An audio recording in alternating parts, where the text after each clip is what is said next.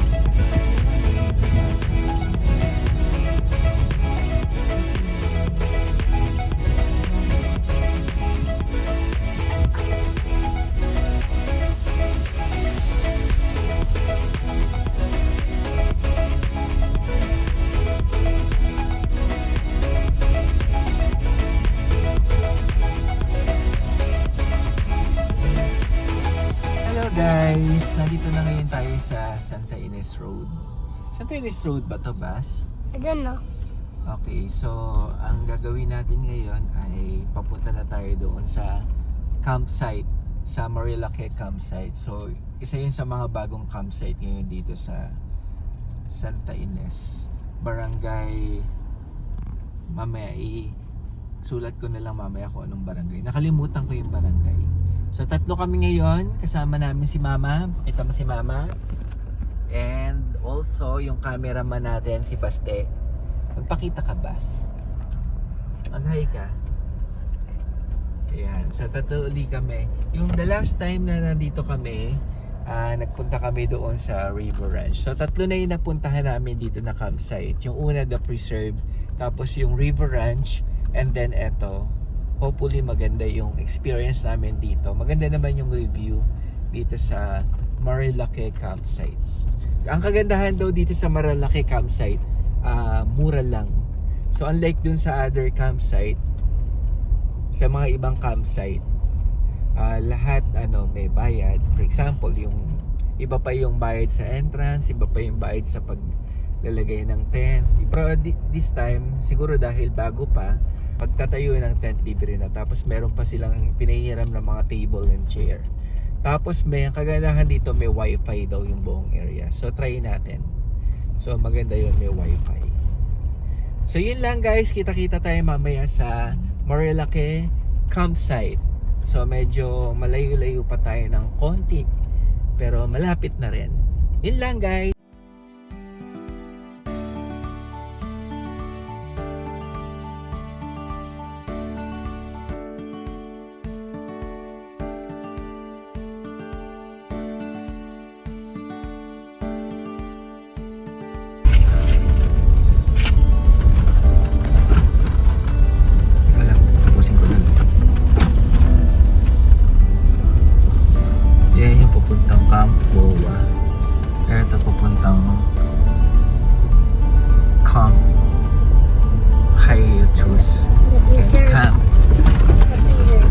Preserve and Camp River Ranch. So doon pa tayo a little farther pa.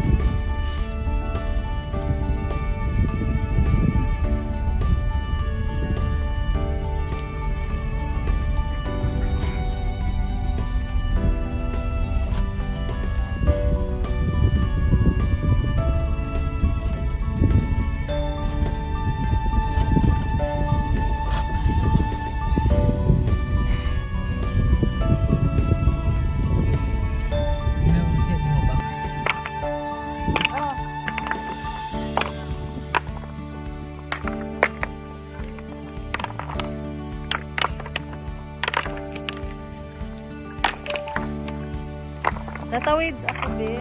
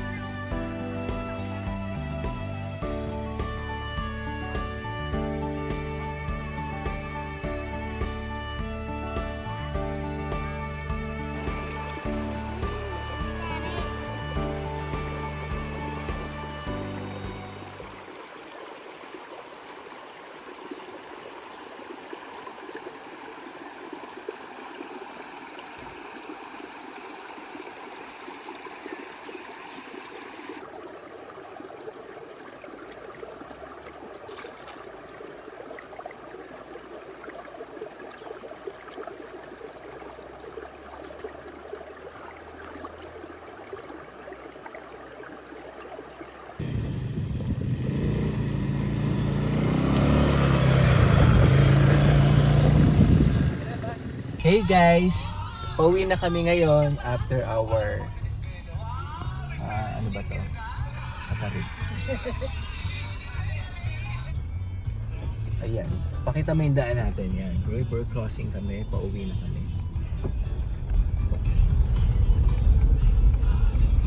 Okay, our second river crossing.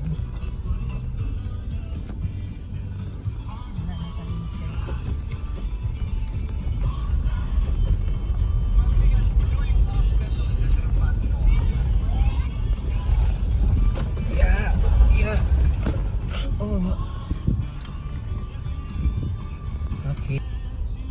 Eto, meron pang isang magandang campsite dito. So, nag-enjoy ka ba, Baste? Yeah. Enjoy kami sa campsite. So, ang mahirap lang dito sa daanan dito, parang one way. So, magbibigayan lang yung mga sasakyan. Oh, ano masasabi ni Mama? Ano masasabi mo? Okay naman. Nag-enjoy si Baste sa swimming. ilog. Maganda yung wifi nila. Malakas yung internet nila. Kaya lang, mahina Nag-enjoy na si ngayon. Mama. Tinuloy niya yung panonood niya kay Kim Chu. Tsaka si Kim. Si Kim, Kim. Kasi idol niya. idol. Idol niya si Kim Chu. Ikaw ba siya? Masasabi mo? Masasabi mo? Maganda naman doon. Tapos maganda yung swimming. Maganda yung swimming. Ba't maganda yung swimming? Eh, maluwag eh. Maluwag. Tsaka mura. Ang babayaran mo lang talaga ay entrance. So, siguro makakabalik ulit tayo with other friends. Okay guys, hanggang dito na lang. So, kita-kita ulit sa next vlog. I hope you subscribe and Like like our channel. Thank you. and comment.